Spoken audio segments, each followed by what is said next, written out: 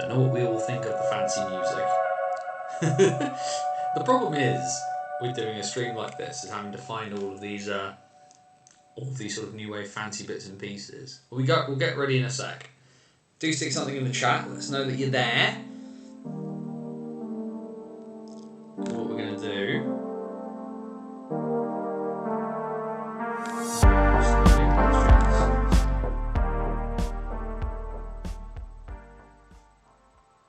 Fading that down. We get rid of that, because then I will hit that button. Hello! Hello everybody. I hope everybody is doing well. We're just going to let people rock and roll in. I'm just going to move a few things as well around the screen, just because I'm trying some different stuff with OBS this evening as well. It's more just about where I put some stuff more than anything else at the moment. A few people popping their heads in already. Good evening, good evening, good evening. I see a few people there. Sigala, Danny Purchase, I can see there. Fantastic. I'll see you in a couple of weeks, good sir. Charlotte's there.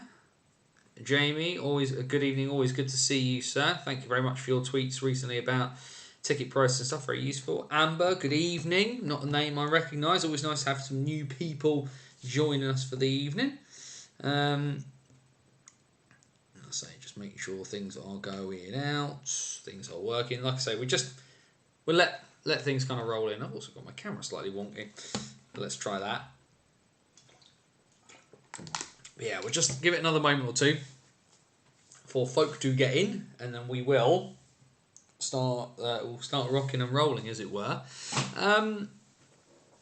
We'll go through the usual spiel that we do. Where are we time wise? Normally my phone and the clock on my computer normally line up really well, and they're not tonight for some reason. But either way, we won't worry about that too much. We'll leave that there, just in case news breaks whilst we're away. We'll also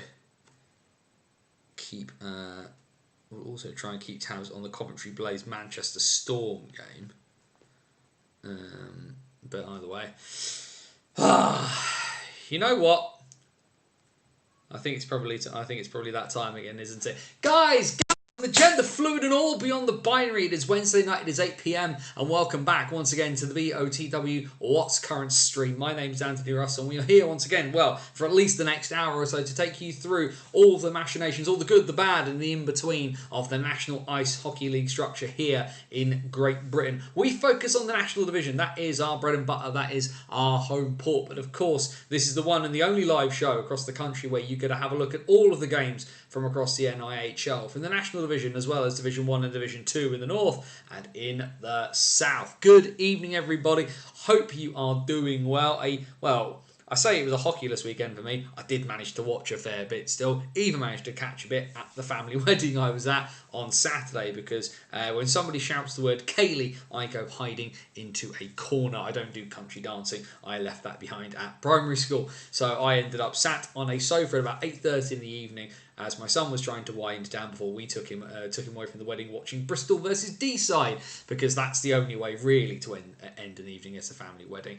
Either way, I've got a ton of stuff to talk about this evening. Before we kick off too far into what we're going to talk about, a little bit of housekeeping before we start. Bannersonthewall.wordpress.com. That is my website where I've written about British hockey for the last 12 years. It started out as a website where I exclusively kind of talked about the Basingstoke Bison. For those of you unaware, the Bison, because of refurbishment work that needs to happen to the rink in Basingstoke, have paused for this year. They will not be playing, but is going to sort of transition, and I'm going on the Great Tour. Banners on the Road is here for 2023-24, and you get the last 12 years worth of stuff. It's match reports, player signings, player departures, comment on everything that's happened across British ice hockey, as well as it being the home of hockey stories. That is sort of my long form sort of content series, long form pieces about stories from the weird, wonderful and wacky world of ice hockey, from the 19th century to World War II, behind the Iron Curtain and up to the present day. Players, officials and all sorts, from the NIHL all the way to the NHL. There's a bunch of stuff there for you to read. There's also the back catalogue of the BOTW podcast. Dice Hockey, our tabletop ice hockey game that you can download. There's a ton of stuff there for free over at bannersonthewall.wordpress.com. And the other thing, of course, is hello, you're watching on YouTube. If you're watching live, do make sure that you share out the stream.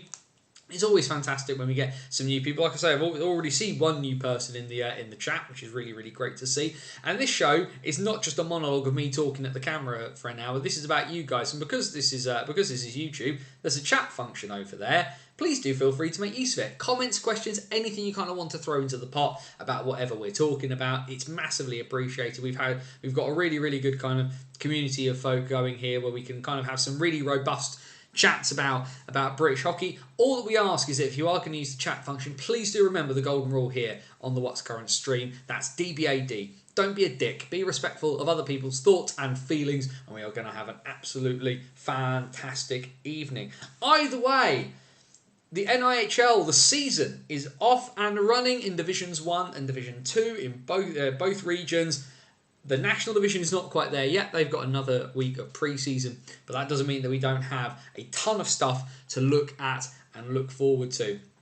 The two things we're going to talk about, though, are slightly, are off-ice related. And of course, the big news, and for those of you who don't follow Jamie on Twitter, he's gone through and spoken about all of the spoken about all of the on-the-day sort of ticket prices and sort of match night ticket prices for NIHL teams. But there's one team, of course, who are going to have to raise their prices at least on part of their seating, and that is the Swindon Wildcats. They have had an issue with some seats at the Link Centre, which means that they're having to raise the prices. I'm just pulling up the statement here just so we can quickly go through it together, because some people may not be aware of it. But this statement came out from the Cats the other day. The bespoke Guardian Swindon Wildcats can confirm a temporary price increase to balcony tickets commencing in October 2023. This measure will be in place until the seating capacity is returned to normal. So for those of you unaware, the Wildcats have lost the use of 120 seats on the balcony at the Link Centre. This is how this has happened. I don't necessarily know whether it's been announced. It's likely probably to do with some sort of building infrastructure, whether it's a case of subsidence or something else has gone wrong. But either way, they have had to lose a big chunk of their seating. Last week, we confirmed that our seating capacity would be reduced by 120 seats per game because of an external stairwell issue. Due to this news, we've made the difficult decision to adjust the pricing of balcony tickets to help ensure the sustainability of our club during these challenging times. Beginning Saturday, 7th of October, adult balcony tickets will be priced at £19.95. Concession student tickets will now be £16.50, and child tickets will now be £10.41, including booking fees. We can confirm that rinkside ticket pricing will not change. Managing Director Steve Nell said, after looking at the impact of the reduced capacity, sadly, we have no other option but to adjust our pricing in the balcony, and we want to emphasise that this wasn't taken lightly. Our goal is to continue to survive as a club, and this adjustment is a critical step in achieving that. We recognise this is a challenging period for everyone involved, and we're doing everything in our power to resolve the issue and get back to full capacity. We want to express our appreciation to our fans for their continued support and understanding during these unprecedented times, and ask our fans to continue to support the club by booking rinkside tickets when the balcony is full. That's read verbatim, so just an extra few words in there just for the giggle. But then again, if you're going to pay £20 for NIHL hockey, you might as well get a few extra words into the bits and pieces. The prices also include the 12% surcharge, booking fees, and Planet Ice Rinks. Thank you, Jamie. So yeah, go and check Jamie's Twitter for that.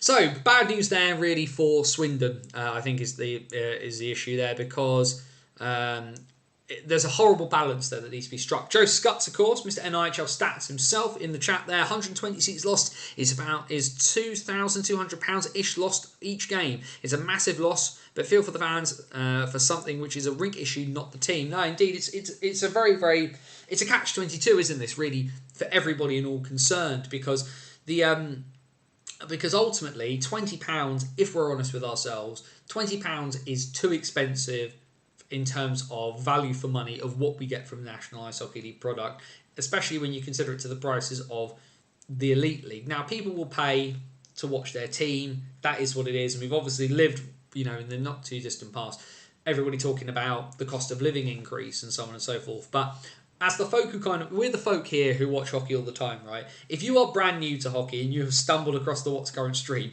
we are more than happy to have you here. But I can, certainly, but there's a few people in the chat already I know whose hockey watching, the watching time is longer, if not, as long, if not longer than I have been alive. So that factor alone. I mean, I've been watching now for where are we? We're getting into 19 years total of me watching ice hockey in some capacity, and £20 for NHL hockey, for National Division hockey, is on the steep end, and it's going to drive people towards those cheaper tickets. For example, I'm going to be in Swindon on the 23rd of September for the Wildcats home opener against Sheffield. I literally booked my tickets an hour before this was announced, so the price increase wouldn't even affect the game I'm going to. But even then, I've chosen the stand because it's just about £15, which I think is about the sort of price point National Division tickets should be. If I'm honest with myself, so I didn't pay to sit on the balcony because even then I felt that the price, I wasn't sure whether the price was kind of justifiable, but if I chose to go a couple of weeks later, it'd be even more expensive. Hopefully this situation gets rectified and Swindon are kind of able to bring stuff back to normal and sort of talk about that and be able to open up seats and bring those prices back down. Like I say, for me, it's tough. I mean, like Joe says, because the other thing there is that this is an issue with the rink. This isn't an issue the Wildcats cause, they pack the rink so well that they've caused a problem to the building. That's the way to sell it potentially, Swindon. But ultimately, this isn't the Wildcats' fault, and the Wildcats are forced into having to raise their prices because they are unable to use some of the seats. I was just discussing the ticket prices with my brother. We can remember when it was £8 to get into an EPL game in MK. I mean, we are a long way from home on that front. It's crazy in some ways to think I've paid the same amount. Pretty much, it's pretty close to it actually. I paid roughly the same amount for this coming Saturday. I'm going to be in Gosport for the Solent Devils against the Invicta Dynamos, and I paid roughly the same amount in terms of sort of tickets and booking fees for that as I have to go and stand in Swindon, which is pretty crazy. Just trying to find very quickly. I'm pulling up Jamie's tweet on this because obviously there's a bunch of different sort of prices and the like. But yeah, £14.84 including booking fees. What I've paid for is what I paid for my Wildcats ticket. But people are going to need to sit down and that's kind of thing. And this is just a horrible. Not a great situation the Cats find themselves in. It's crazy that our balcony adult ticket is £4 more expensive than a rinkside adult ticket. I think the thing I'd say with the link though, Charlotte, is that the view is vastly better on the balcony in Swindon than it is stood down there. I'm deliberately planning to stand in the corner, so for people unfamiliar with Swindon, there is no seating down the side of the rink where the players' bench is. All of the seating is kind of pretty much sort of on the opposite side where the teams come out, where the penalty boxes are. So I'm planning on standing in the corner underneath Block A because I know I'm going to get a relatively decent view kind of across the rink, as it were. I want to kind of be able to see across the pad. And it's very kind of similar to a sort of stand. When I stand from time to time in Basingstoke, I generally kind of stand in a similar sort of position. So I'm kind of attempting to recreate that, as it were. But yeah, I think there being a difference in that price in Swindon, I personally think makes sense because if you're wanting to kind of get that tactical view of the game, standing up against the boards in the middle of the ice, in some ways actually isn't a really great place to stand because you're particularly if you're central standing up against the glass, it's hard to get that corner, it's hard to get that corner there. Whereas, at least whilst obviously if I stand in one corner of the rink, those opposite corners there are far away, I can still see them. So that's kind of my philosophy on that one. Worst case, I'll pitch in with the Steel Dogs fans for the evening and have some fun there. But definitely definitely not a great situation in Swindon. And Swindon, of course, I mean, the talk about like the money lost there that Joe stuck in the chat during my interview with in the summer with Aaron Nell, he talks about the fact that the Cats lost something in the region of like 37 grand during this COVID streaming series.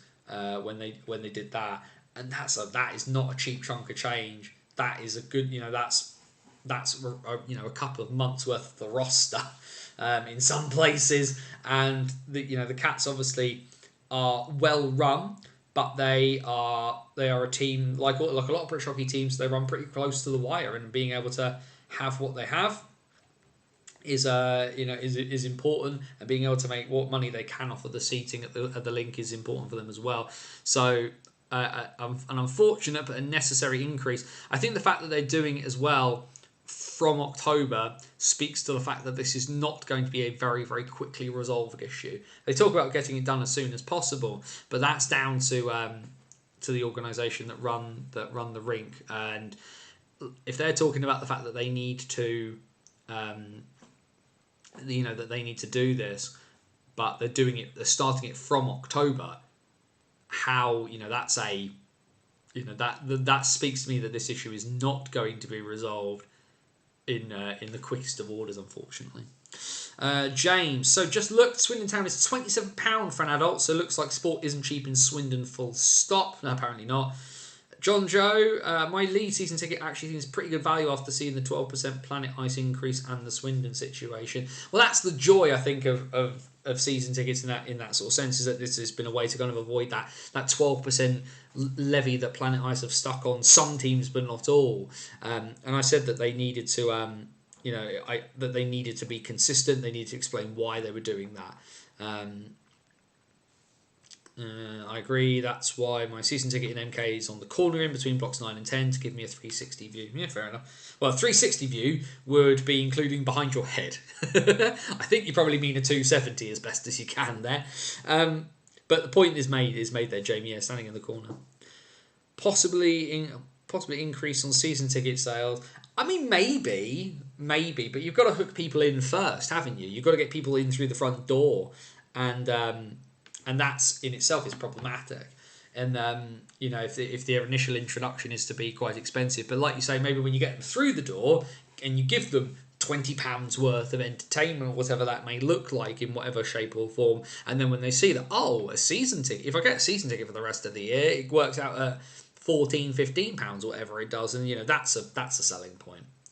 Personally, I think hockey and sport in general in this country is headed for big issues when it comes to pricing. Sports and clubs are dying left, right and centre. They certainly are at grassroots level. I know Joe is very heavily involved in cricket, and I know cricket obviously has its issues with clubs being able to survive. The cost of travel and everything like that has obviously risen, and that's quite tough.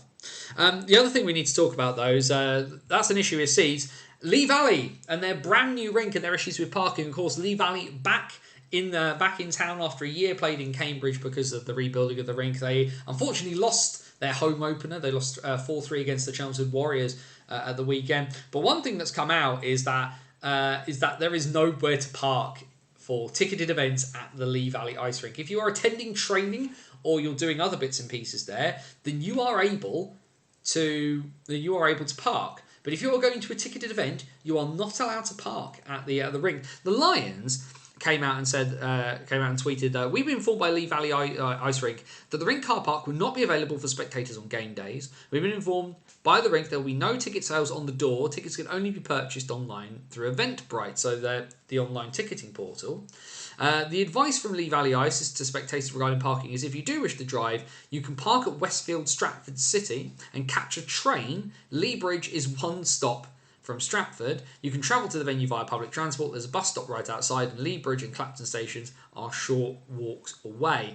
Now, that's obviously not a great response in terms of what's happened there. Now, having done a little bit of digging around, a chunk of this is not necessarily the fault of the ice rink itself, but there is the way it works is that the rink is operated by one company, and then there is another entity that kind of operates the sport park that the rink is in. And from what I've been able to ascertain, one of the conditions for planning permission for all of this is related to the fact that you can't have parking apparently for ticketed events, and this is in the planning permission that was there. So that means that if you're rolling up to use it and you go for like a public skate or you're there to do your ice skating training, then you can park there and it's fine. But that's what's caused some of the problem with the parking there, is that for whatever reason, the planning permission for this building is about not having loads of cars parked outside, because for ticketed events and events, whatever an event constitutes, you can't park there. And that's not a thing, that's not an ice rink decision, that is apparently that is a Lee Valley sort of sports park decision. Now, this doesn't detract from the fact that that it's saying to people, oh, well, you can't park, but you can get a train, you can get a bus from nearby. That's not great.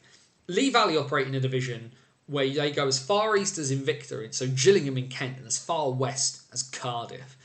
If folk are travelling for whatever reason, what happens to the players? Where do the players go? Are the players allowed to park because they're playing?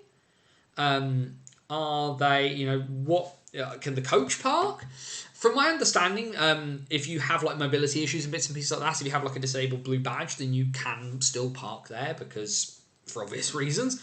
But saying to folk, oh yeah, catch a train one stop, it's fine, it's not a very good response. It's not a great response, unfortunately, and it's not one that I think is particularly appropriate. I think there has to be a better resolution. Now, I did read somewhere that the parking restrictions around Lee Valley are sort of relaxed on a Sunday. So there is potential there for folk to be able to, maybe sort of park on the roads nearby. But even then, that's still not great. And parking appears to be starting to be an issue in a lot of places. The car park at Slough, whether it's a Bees games or Jets games, has been drastically reduced. And all sorts of things. So it's not great wherever you go. Lightning was holding 1,000 season tickets. Apparently it was pre-agreed during the planning permission days. Yeah, exactly, Sigala. Oh no, I was definitely not here for the ice hockey. I absolutely parked here because I was doing something that wasn't watching the hockey. Thank you, Thomas. I tried to ask but didn't get a response. I wonder what the attendance was for that game. Their rink seats less than 1,000 spectators, but that's before all the parking stuff came out. Will they survive?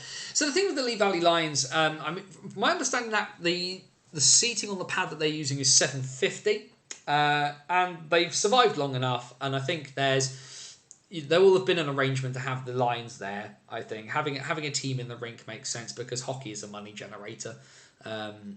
Obviously, the Lions are kind of starting from the very bottom, because they've had the wooden spoon the last few years, and this is about getting the club back into the area, building things back up, and kind of going from there. So the potential for the Lions to do quite good business is there, but will they survive? I'm sure they will probably find a way.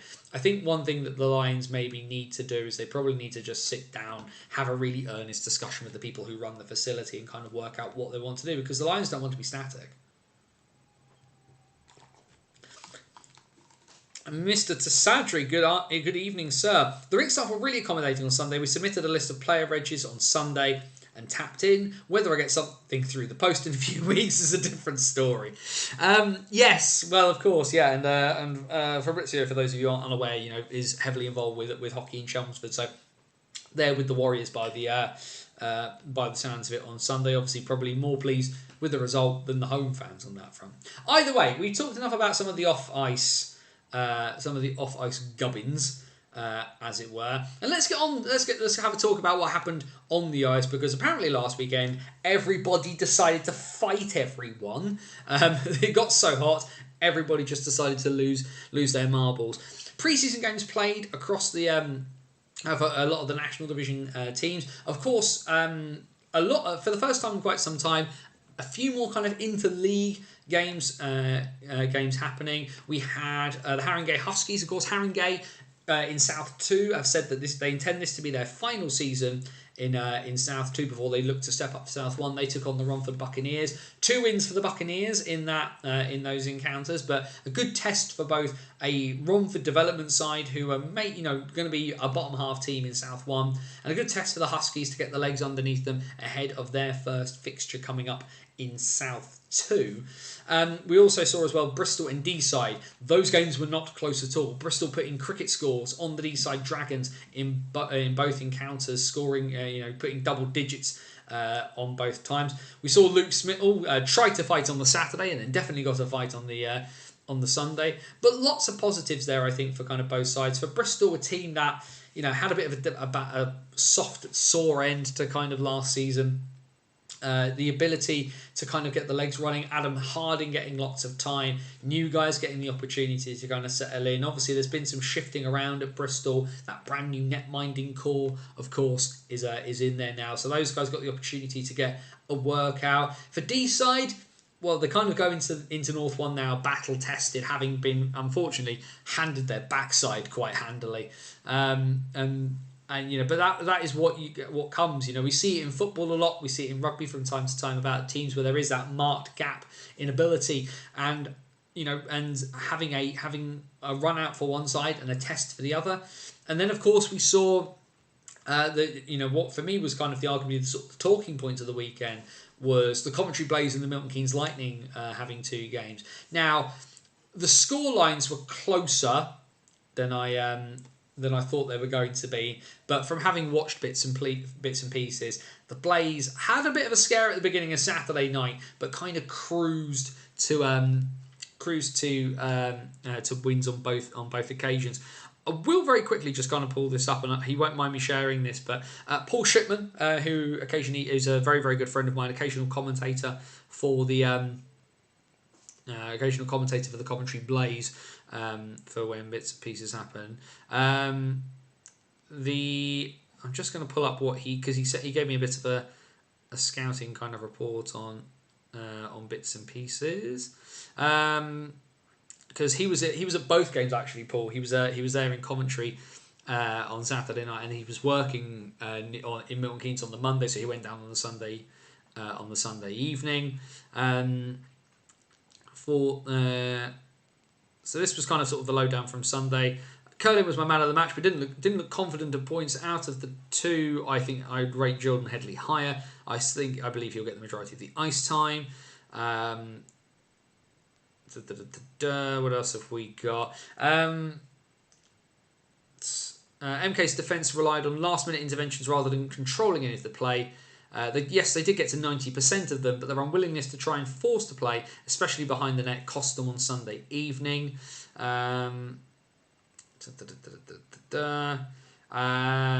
like playing close but not clean. They're going to give up hooks and holds in the league, potentially if they get called. They don't have the skill to live by skill alone, but I think the issue there is, of course, that's compared to a elite league roster of forwards to kind of look at. They will probably fare a little bit better than that in the national division.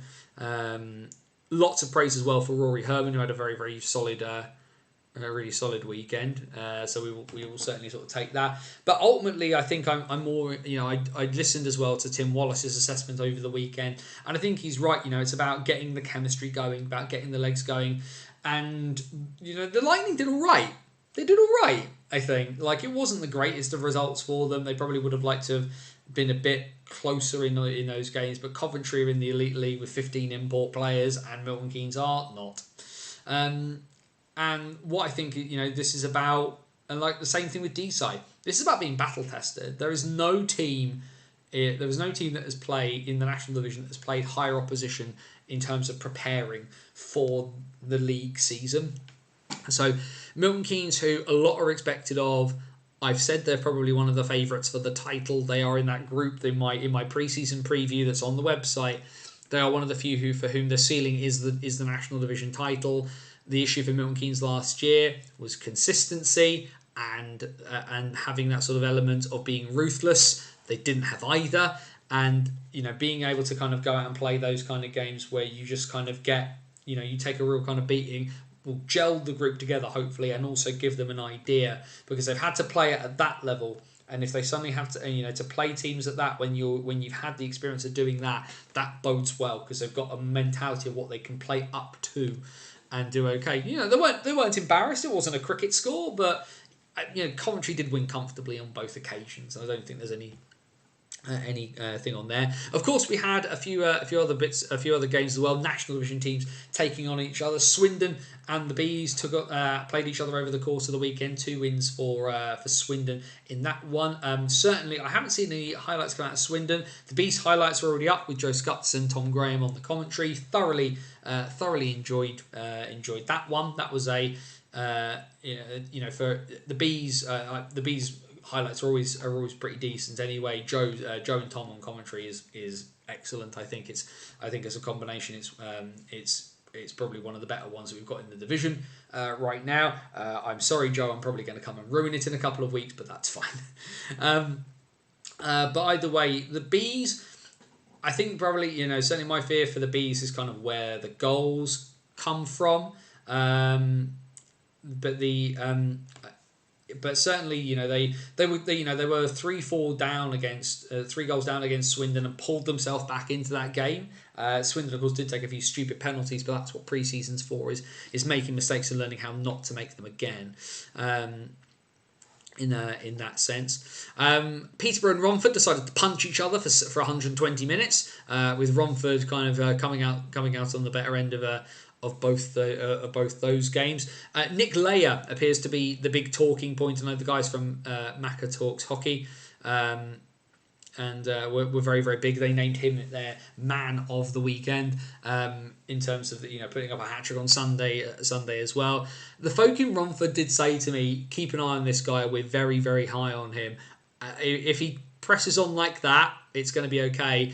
I mean, the Raiders put out a top line of Leia with Aaron Connolly and George Norcliffe. So aside from the fact that's 2 former Bison captains on the same line, that is a very, very tasty top line. And the Raiders are running 4 lines as well, and that is going to be big. And that 4th line, because I can't remember who was on the 4th line. Certainly Jacob Ranson spent time on that 4th line as well on Sunday. But if they're able to run 4 solid lines, and like Jacob Ranson is not a slouch. That guy is a utility player. He can play up, he can play forward, he can play an aggressive forward, he can play defence. He can kind of do a little bit of everything. So if that's what they're chucking on their 4th line, oh boy, are the Raiders looking at finishing higher than 6th.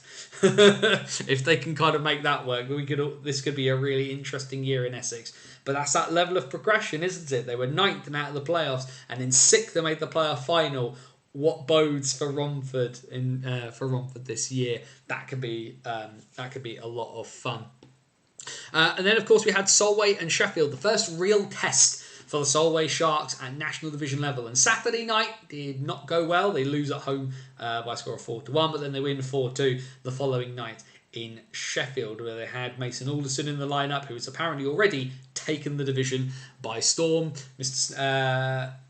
Snap Crackle Pop, I can't remember the exact phrase he used, but the man of breakfast cereal is apparently up and running.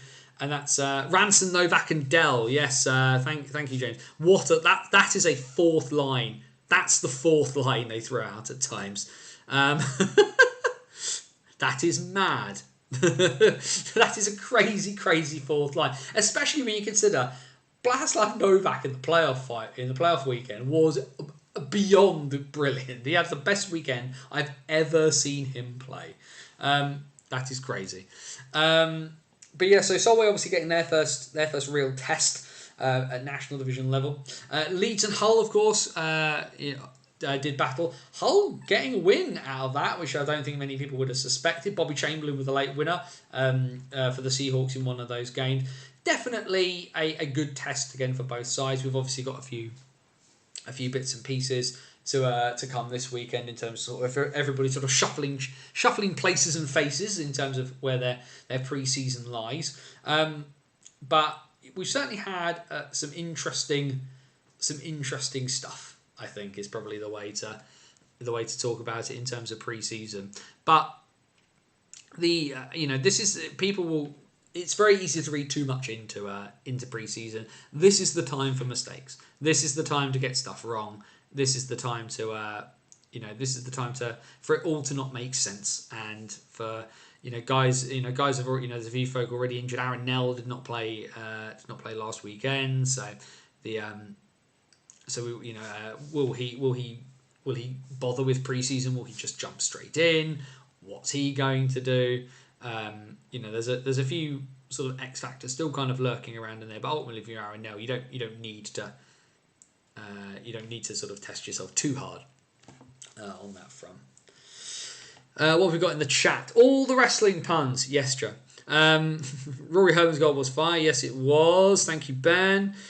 Steel Dogs kits discussed. Yep, they're awful. We all know why they're playing in those colours. That's fine. The shirts are awful. The colours are awful. I don't like Sheffield's colours at the best of times. I don't like the Steelers' colours. Nelt isn't playing till October. Fair enough. Lightning had a full night times on Sunday of Stewart Field and Grinnell Park. Yikes! That's fun. Time to get the legs going. Exactly, Andrew. That's what it's all there for. What we will do very quickly then, let's just have a look, because Division 1 and Division 2 are all officially off and running. Not tons and tons of games everywhere, but there's a fair bit that has sort of happened and is going on at the moment. Too many people focus too much on pre-season matches, dust the webs off the old players, get the new players up to speed. Results do not matter. That's very true. The Steelers Blue is gone. The goal song is gone. Could say whoosh, it's behind them. Wow. Oh, Mr. Scutts, that is superb. Well done. I can only applaud. That is a superb dad joke. Well done. Either way, we look up north to North 1 because those guys because the newest team in North 1, Solway, of course, have joined the National Division, which did leave a gap in North 1, and that has allowed the Hull Jets, one of the premier teams in North 2 for the last couple of years. It's been them and Telford Tigers 2 battling it out for some time, but the Jets have joined North 1 and started out with a big home win, a 4-2 victory for the Jets over the Billingham Stars. A massive statement to start the year for the Jets, as they beat probably the surprise package and one of the title favourites in Billingham. The Stars themselves on Sunday, they went back to the Forum, and while the Sheffield Scimitars did not have a good year last year, 1 point all season, abjectly bad the entire year, and a 7-0 win for Billingham to kind of rebound from the night before. It wasn't a 4-point weekend though for the Jets. They lost 4-2 to this retooled Blackburn side. Highlights are out from the Hawks if you want to go check that out. And you think, with Tate Shudra, Adam Barnes, that's a really promising looking attack they've got there. Jacob Lukvic, Blackburn, there's a lot of good stuff there. And the new era has, of course, also begun in Whitley Warriors, up at Hillhead. The era of Tony Hand starts with a pretty comfortable win. Admittedly, it was a win sort of taken in the mist. Luke Clouting Thomas did mention to me, the Nottingham Lions captain, mentioned that there were times he couldn't see the puck, he couldn't see anything more than 10 feet away from him because of the mist. But it's a 5-1 win for Whitley, so apparently the puck was at least visible in the mist. Rather than jumping around and going backwards and forwards and doing fixtures, We'll look at everything in one division all at the start. So we'll just have a quick look as to what's coming up this weekend in North 1, because we've got much more of a full docket's worth of fixtures. And just as common, if you're unfamiliar with North 1, Sundays is always a really busy day in North 1, as we can see here from these fixtures. But Saturday, there are a couple of games on Saturday, and the first visit up to the Forum for the Deeside Dragons. They take on the Billingham Stars. The Nottingham Lions, however, are a very early face-off. They are playing on the big pad at the NIC in Nottingham. It's a 1:20 face-off for the Nottingham Lions, a return fixture from last weekend as they play the Whitley Warriors. And then Sunday, it's pretty much everybody having a go. Whitley are back at home. They face off at 5 o'clock against the Sheffield Scimitars. 5:15 over in North Wales at the Dragons in the Dragons Den. With Deeside taking on Billingham reverse of the night before. Solihull, who had a really entertaining pre-season game against the Oxford City Stars a couple of weeks back. They return to league action. They take on the Blackburn Hawks at Hobbsmoat Road, and then that's at 5:30. And then the other 5:30 game this coming Sunday is the opening of the season for the Widnes Wild. They take on the Nottingham Lions, bolstered of course by the recent signing of Luca Tasadri, who's on that 2-way contract between the Leeds Knights and the Widnes Wild. I expect to see you'd expect that game to potentially be Luca Tasadri's debut in North 1, having obviously claimed many pundits in the south for the last little while. So yeah, a fair bit kind of knocking around there in North 1. For me, that's a big win for Hull right off the bat. Very impressed that they were able to kind of beat Billing. Obviously unable to follow it up the night before. But North 1 is just massively open as a result of Solway leaving. I mean, you have to think that Whitley and Billingham are the title favourites, given the rosters that they have before. Let's go Lions. Chris Gadsby, of course, joining us in the chat there, Nottingham's own. But certainly the Stars and the Warriors are the title favourites in North One. But Widnes look decent.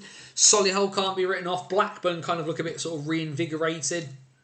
If Hull are able to kind of get results, I don't know where Hull finish in there. I venture kind of they're looking for a mid-table finish. Sheffield look like Sheffield. I think that's going to be another very long year for the Scimitars, but you'd expect it to be a battle between Stephen Foster and Tony Hand in terms of who ends up with the trophy honours there in North One come the end of the season. I'd expect one of those two teams to be taking their place in that Sunday game at the commentary weekend at the end of the year.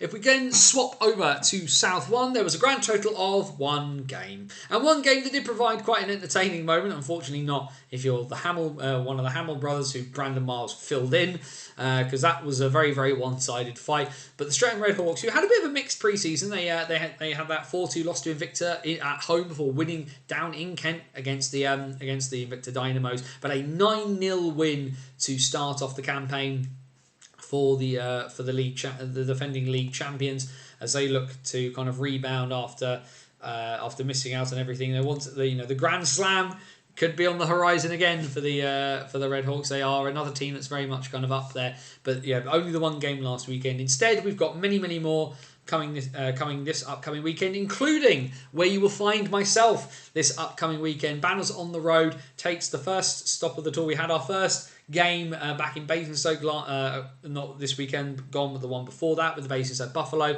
The first competitive game of my season that I get to watch is this coming Saturday down in Gosport. The Solent Devils, who I said in my pre-season review that I did for 0 Pucks Given, I have no idea where the Devils finish at all against a really strong looking Invicta Dynamo side that I'm very interested to see. They've made a couple of really interesting signings in Invicta. Mads Toon, this new Danish import who's just been living around in Kent apparently. The return to ice hockey of Ollie Bronneman, the former top British goal scorer in the EPL, back on the ice. Dan Scott, the prodigal son, back in a Dynamo's jersey.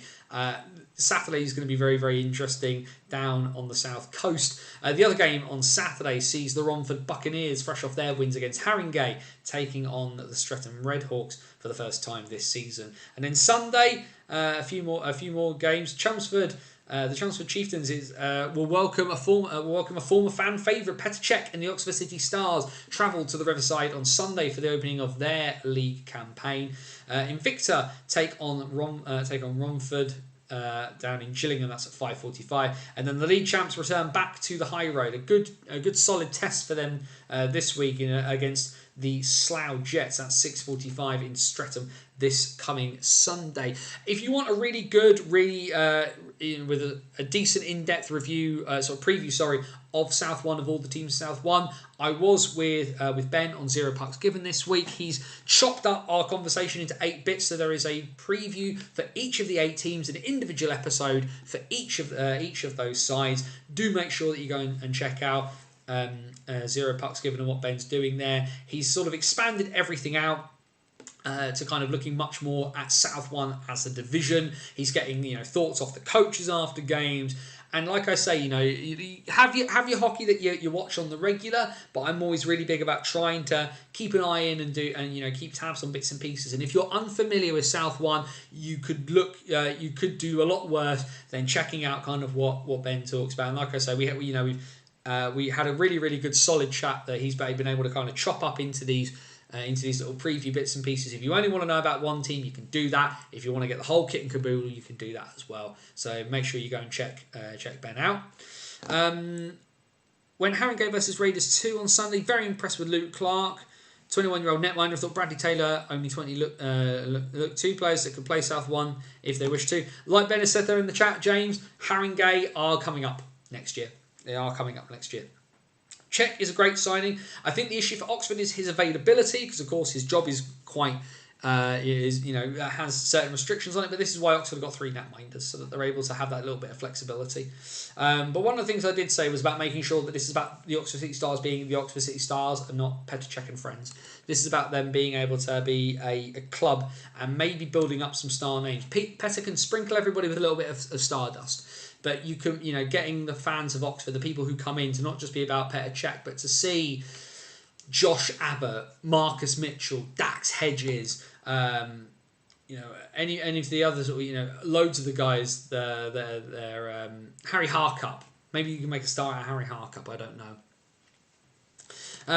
But certainly there, like I say, South One, Streatham are obviously the favourites again there. But I think there is a lot. There's a lot still to be done. What is Petr's job now? I was under the impression he was still working for a relatively famous football club for doing other bits and pieces. Ross Miller, thank you, Joe. And then there's the other guy who was playing uni hockey last year for the Oxford Blues. Harcup is... Oh, who's the other one? Who's the chap at Oxford? Because he follows me for a few bits and pieces. I've completely lost his name. Oh dear. Apologies there. No, Harry Harcup definitely is at... Who's the chap who signed for Oxford then who follows me? Apologies all. This is not great. Yes, Dolan's the netminder.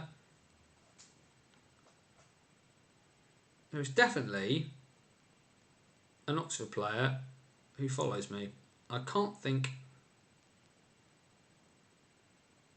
who it is.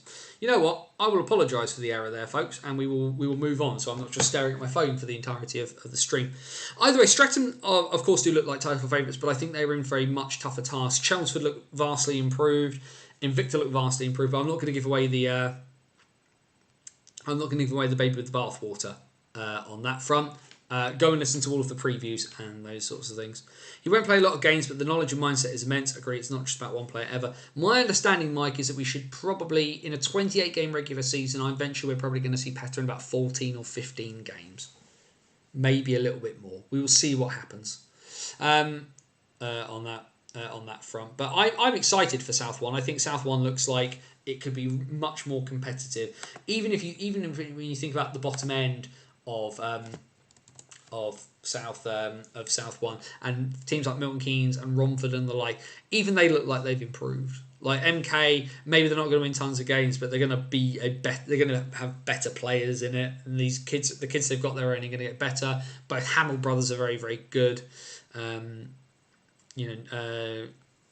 There's potential there. Harry Hatfield, thank you. Very, very sorry to Harry Hatfield. He's the chap I'm talking about. He definitely follows me. Let's make a star out of Harry Hatfield in Oxford, please.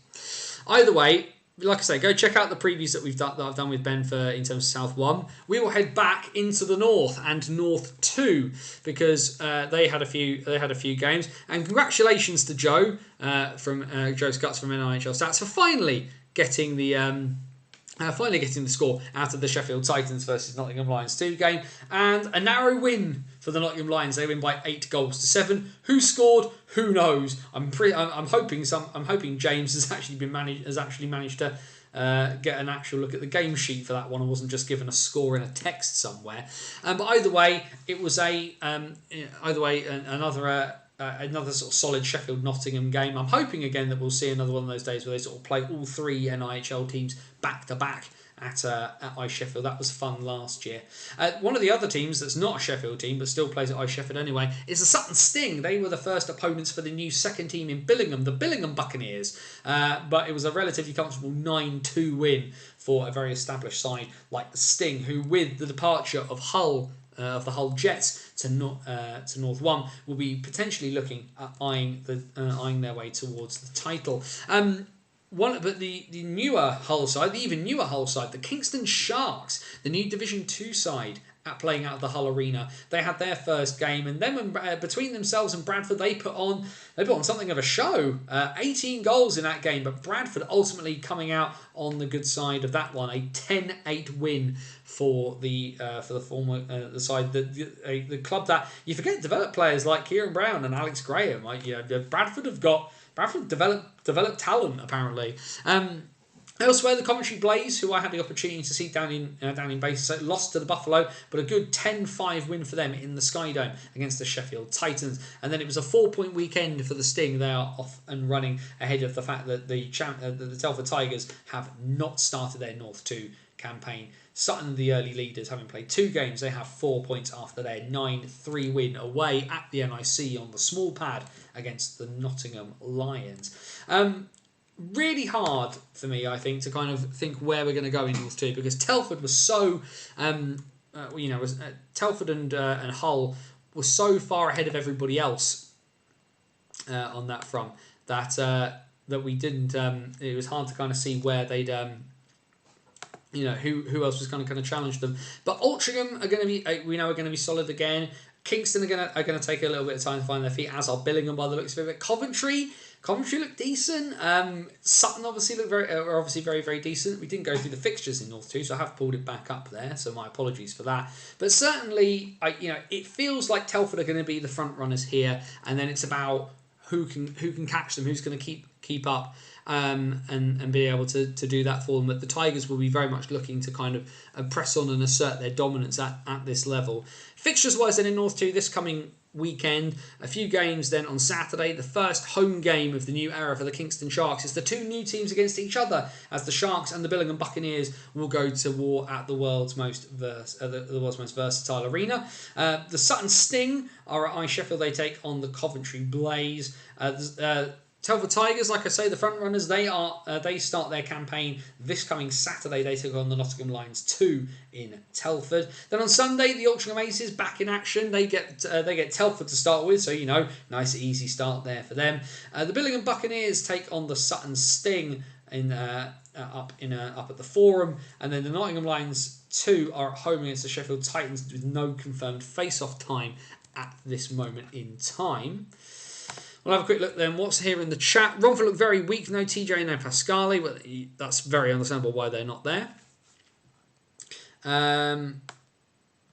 James Hanson is the top signer for Oxford. He's got elite league experience too. He was playing Div 2 last season for Swindon due to off-ice stuff. Dan Williams joins him from Swindon too. Yeah, James Hanson is going to be very, very good, hopefully.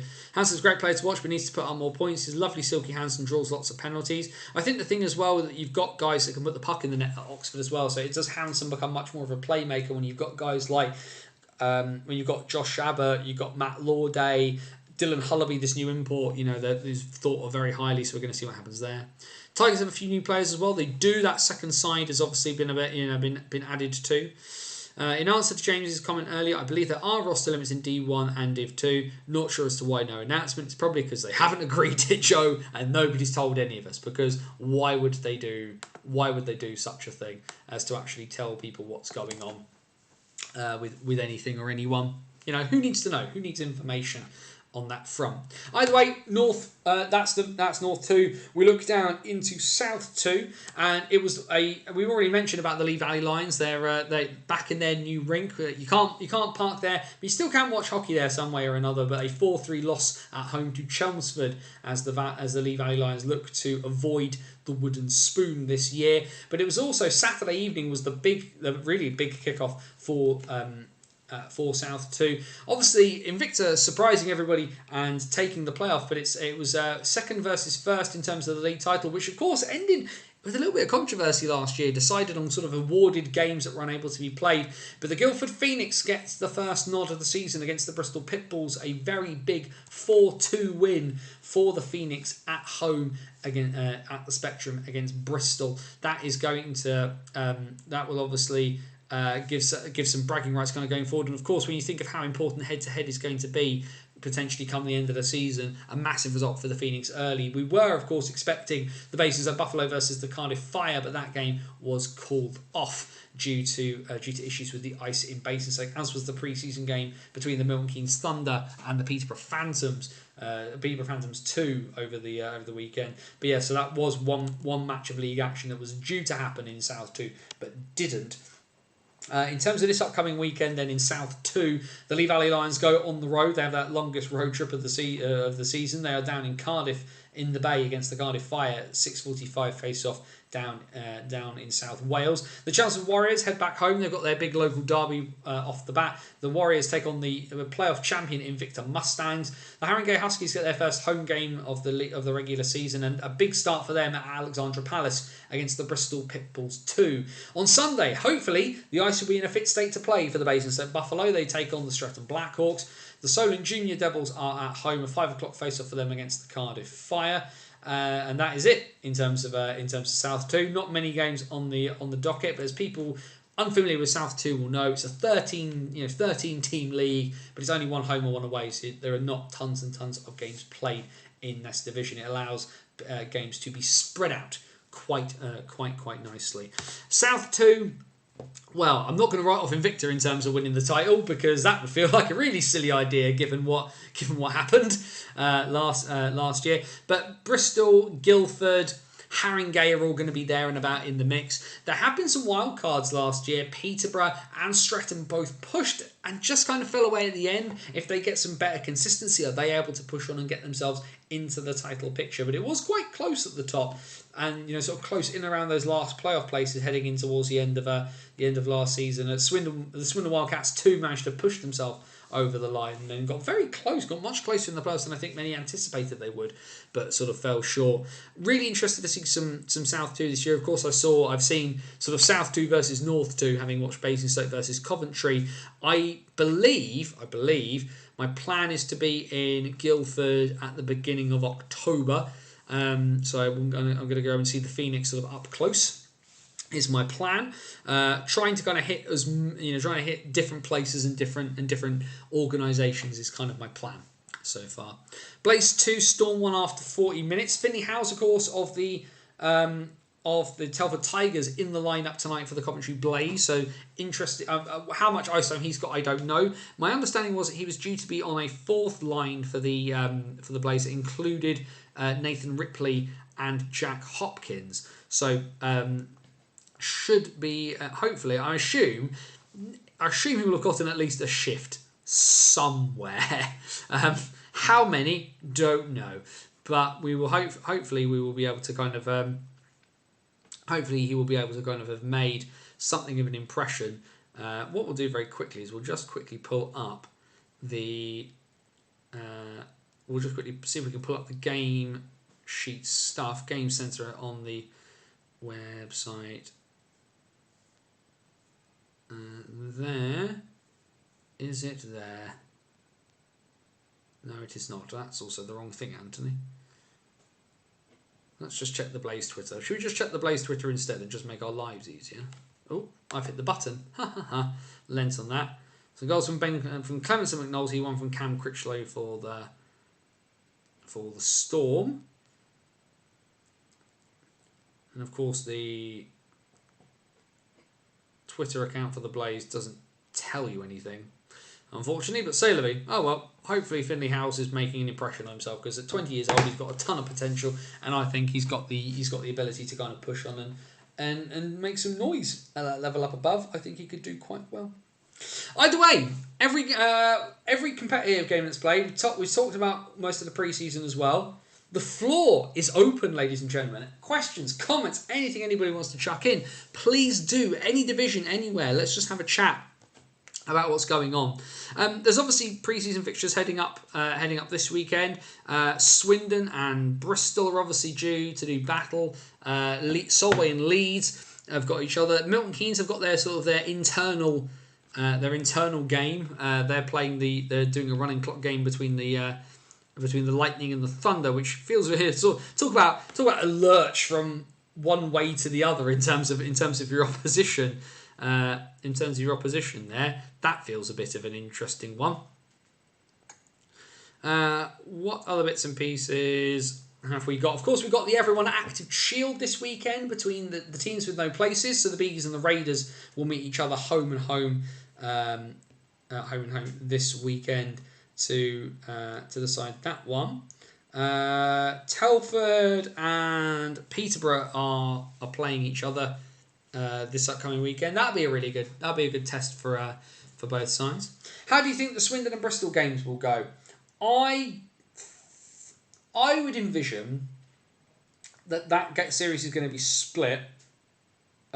Each team will win a game, but I would venture Swindon will win at home by a bigger margin than Bristol will. The thing for Swindon to learn will be to not take so many daft penalties, because even though obviously the Bees put out highlights, it's very easy to tell from enough of the goals that the Swindon took a lot of penalties. Bristol will win it 4-3. They may well win at home 4-3. I don't think. Like I said, I venture this. That's a split series on that one. I do not envision I don't envision either side winning both games on that one. If one team was going to win both games, I think it's Swindon, because I think Swindon look better than Bristol do, and the Bees have had a bit more of a test last weekend. Will Bristol kind of be able to sort of hop up and kind of do that? Wildcats 11 for 14 on the PK last weekend. That's not terrible. It's not terrible. But not that could be a lot worse. That could be a lot worse. I think it's that the Buffalo Coventry Blaze game. Coventry were 3 for 8 on the power play, but on the 8th power play they conceded the short-handed game winner. That was not ideal for them on that front.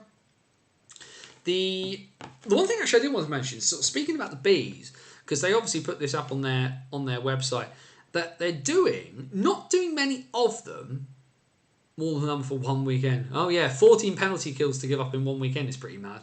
But yeah, the thing I saw that the Bees are doing, they're not doing many of them, but they're offering this very interesting travel package for the weekend of the 7th and 8th of October, because the Bees are on the road both days. They play Solway and they play Hull. And I really quite like this. So the package doesn't include entry to the games, which you have to pay for separately, which is fine. But 180 quid, return travel from Slough Ice Arena, including all travel between hotel and the rinks, one night stay in a double bedroom at the Cairndale Hotel in Dumfries, use of all hotel facilities including a swimming pool, gym and sauna rooms, and breakfast on the Sunday morning. I don't feel that I think that's a really interesting idea from the Bees in terms of going all that way. I do note that they're not using the same hotel that the Sharks have as a sponsor, but the Bees, and correct me if I'm wrong, the Bees have a holiday website as a sponsor, so you're hoping that they've been able to kind of work out something through those contacts. They're only so a package is 2 people and they're only offering 4, so that's 8 people in total. But as a starting point for kind of trying something like that, if you're going to have to travel that way, then I think that's a really nice bit of innovation there from the Bees. As a Bison fan, far be it from me for praising them, and you can think about the price point, what you want, but considering the fact you're going to get all of that travel into it. But I mean, where you're going to park your car in Slough, I don't know. Because we've used the sponsor and said, yes, I figured you probably would have done. But I like, as an idea, that's clever. That's just really, really that's really good stuff. Doing things differently and offering something, and that's a long old way to go for people. But they've tried something. They're trying something different, and good on them for it. Because if it works on a small scale, you then scale it up. So 4 packages is 8 people. So next time you scale it up and maybe you do 6 or 7. And then you can do more and do more and do more. And that's that's credit where it's due for trying something different. Credit where it's due for trying something different. I'm really impressed with that. If I'm honest. So credit to the Bees do deserve credit for that one. I'd look at the National League fixtures for next weekend, but for 2 reasons. One, there aren't any, and Joe doesn't put the pre-season games on his website, which is entirely his right. But we've also chatted about where most of the teams will be next weekend. So looking forward to it. Competitive hockey for me, because I'll be down in Gosport seeing the Devils and the Dynamos. If you're around and you see me, then do then do come over and say hello. Whitley are letting their fans on the away coaches. Yeah, a lot of teams do. A lot of teams do that. I'm pretty certain Swindon do it as well. I'll be, it's not unusual, but certainly doing that level's worth of effort of having like actual packages where it's like pay this money, be on the coach, get a hotel, get transport to the rink, etc., etc. I think that's pretty innovative to let the fans do that. Be interesting to see when it's MK and Swindon doubleheader weekend in Solway what they do, especially when it's MK who are likely to bring 200 to 300 fans up to Dumfries. I'd be interested to see if they really do bring that many up to Dumfries, Jamie. Certainly in terms of the Swindon doubleheader weekend, I will be there. I'm going up. I will only be at one of those two games because I have an arrangement with my wife where she wants me. She said, if you're going all that way, I want you home as soon as possible, which I've been married for 13 years as of Monday, and I've been married for that long because compromise is a thing and it's an important thing in relationships. So the fact she's letting me go all of that way in the first place without arguing too much meant that I can skip out on a 3 o'clock face off between between the Sharks and the Wildcats. When are you attending a Tigers home match? I don't know, Mike. At the moment is the issue because I don't mind saying it, but I live in Southampton on the south coast, so travelling that far and back in a day is a lot of effort, and I have a small child and I want to spend time with him, and Telford going to a game in Telford is hard. Would be hard. I'd have to have a real think. I've got 2 weekends planned where I'm sort of released free, and I'm trying to kind of get to things that are kind of within a sensible driving distance. I think really the furthest north I will probably find myself this year will probably be Coventry. Just because I know how to do Coventry. I can do Coventry with my eyes shut because I've done it so many times now. But like Bristol really in the west, maybe Cardiff. Cardiff in a day and back might be a bit tough in terms of just the sort of the arrangement that I have. I want to try and get to Romford. I do want to try and get to Romford. And see some of the old sort of Bison players and stuff like that there, but Telford I don't know about this year. It's not immediately factored into my plans, as it were. I'm going to try and take the opportunity to see Telford a bit further south. It's probably the way to see those guys. But what Swindon will do, I venture the supporters club will sort things out. Obviously, the Barmy Army will be up in Dumfries. But what they'll do. I venture this is where they will lean into the Holiday Inn deal that the Sharks have. I confess I've got myself an Airbnb because the Holiday Inn is about a 20-minute drive from the rink, and the Airbnb I have found is a 5-minute walk. The 3 places I wanted to go when I was in Dumfries are the football ground, the ice rink, and the centre of Dumfries. And I am 5 minutes away, and 10 minutes away. So I'm all right. I've done all right on that front, it should be said. Either way, questions, comments, anything else anybody kind of wants to chuck in. We've hit the hour mark, of course, as we usually do. NHL preseason, of course, not too far away now. Other Champions Hockey League is, of course, rolling along. Congratulations to Belfast and for finally getting a win. They beat Hartsey Bolzan. I don't call them Bolzano because I speak German. It is Bolzen. That's what everybody speaks. Everybody speaks German in that town, so it's Bolzen. But they obviously fell short. Came close against Innsbruck before losing 2-1. But then that 4-0 win at home against the Foxes. So Belfast finally getting some points, but Bolton have looked really bad. They've looked really, really bad in pre-season. They've not had some very good results. So the fact that Belfast won that one was not a huge surprise. But good, you beat what's in front of you on that front. You could do Southampton to Newcastle. I could do Southampton to Newcastle on the train, and I've been invited. Certainly, the lot in Billingham would like me to come and visit. Craig Simpson has said I should come up. There's a few people up there who said the Big Red Machine have told me that I should come up that way, but I've got a second weekend that I've got sort of free, and the plan for that one though in the immediacy is to go to Belfast. It kind of depends what comes off on that one. If I don't do Belfast, then I will potentially look at either Billingham or Hull. Is probably where I'm looking in those ones. Will the Golden Knights go back to back? No, I don't think they do.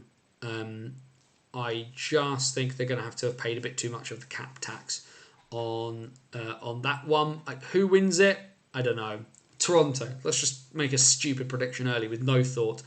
Liam Kirk officially signed in the Czech League. He has indeed. His contract with Arizona put on unconditional waivers and terminated. He is now officially a Litvinov player in the Czech Extraliga, and fair play to him for it.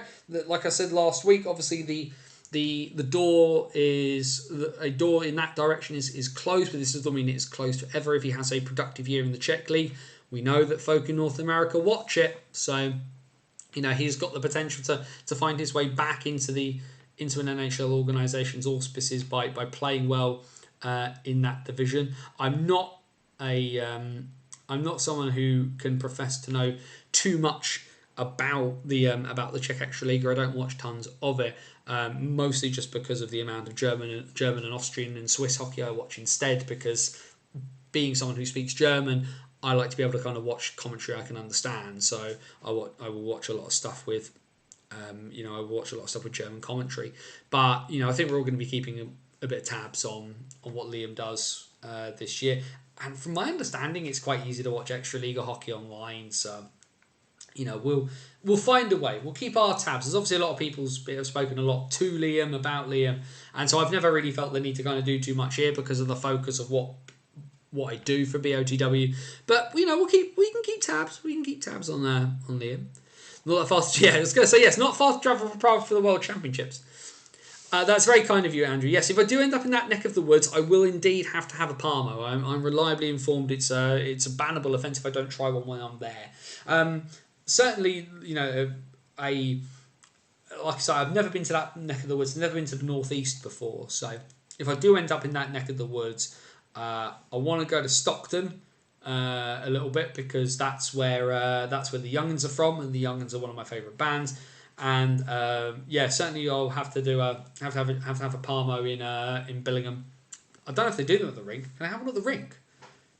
From my understanding, you can get them kind of everywhere in Middlesbrough and Billingham and places like that. But we'll cross that bridge when we come to it.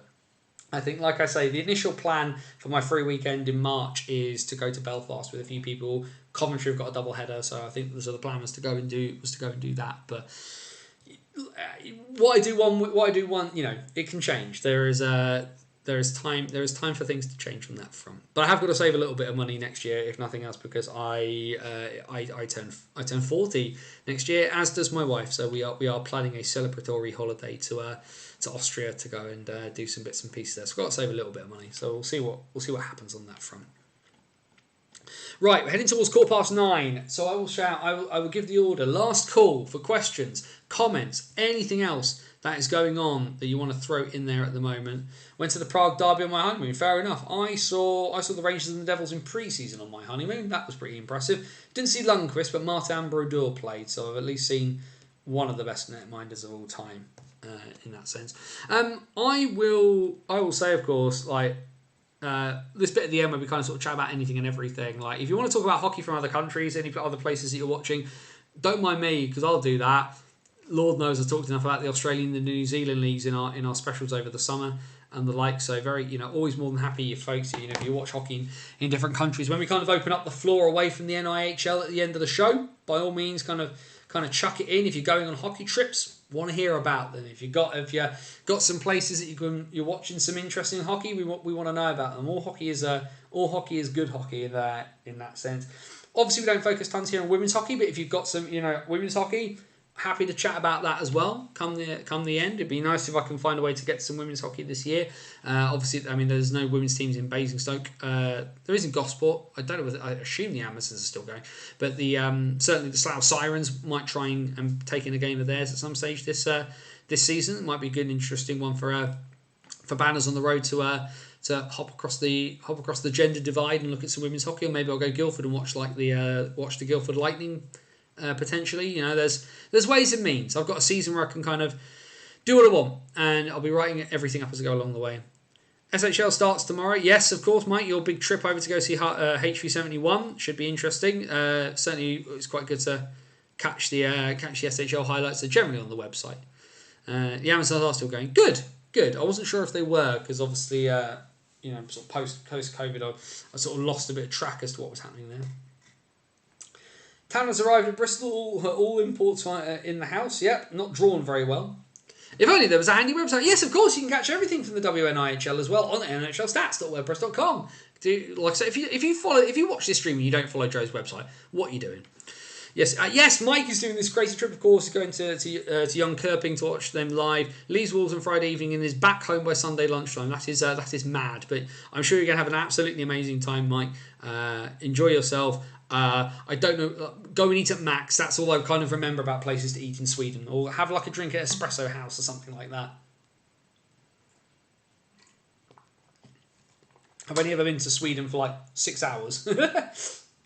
That's all I've done in Sweden. So, you know. But enjoy it, Mike. Enjoy it. Look forward to hearing about it.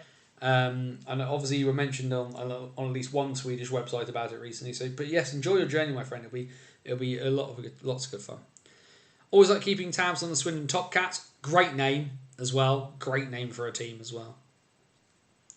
Has anyone balloted for the World Championships? I have not. No, I won't ballot for something in. Like I say, I'm due to go to Austria in August next year. So spending money going to Prague wasn't on the docket.